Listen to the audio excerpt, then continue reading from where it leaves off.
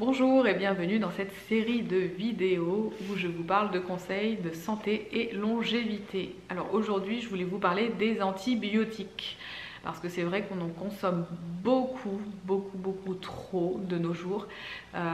C'est quelque chose qui peut sauver des vies, on est d'accord, mais on a tendance à trop en consommer, ce qui peut avoir des problèmes vraiment négatifs au niveau de notre biote et je vais vous lire le conseil du jour.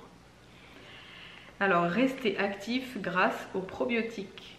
En Occident, la plupart des gens ont occasionnellement recours à des antibiotiques qui sont considérés comme essentiels pour lutter contre les maladies. Examinons le mot lui-même. Anti signifie contre et bios signifie la vie. Les antibiotiques détruisent les petits organismes qui vivent dans notre corps, sans distinguer entre ceux qui sont bénéfiques et les bactéries intestinales qui sont dangereuses. Donc il y a deux types de bactéries, il y a plusieurs types de bactéries dans les intestins.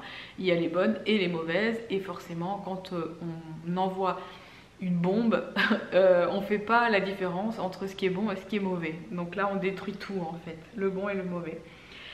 Et il provoque souvent des diarrhées. Pour compenser, il convient de prendre du Lactobifidus probiotique qui reconstruit la flore intestinale, c'est-à-dire les bactéries utiles dont nous avons besoin pour digérer nos aliments. En outre, le Lactobifidus inhibe la croissance d'H. pylori, bactérie responsable de 90% des ulcères, c'est l'Helicobacter pylori, des ulcères d'estomac. Et les ulcères n'ont jamais aidé personne à vivre vieux. Donc faites attention, si vous consommez des antibiotiques, veillez à ce que ce soit vraiment utile et en dernier recours. Évitez d'en consommer trop souvent. Si vous pouvez vous soigner d'autres façons, c'est encore mieux, avec des huiles essentielles ou avec des plantes. Il y a des livres là-dessus, il y a beaucoup de conseils. Essayez d'aller plus vers des médecines parallèles. Si vraiment on n'a pas d'autre choix, c'est une question de vie ou de mort, utilisez les antibiotiques à ce moment-là en connaissance de cause. Et il va falloir veiller à bien restaurer votre biote intestinale par la suite, comme on l'a vu avec des probiotiques. Vous pouvez retrouver également dans l'alimentation des aliments qui sont très riches en probiotiques.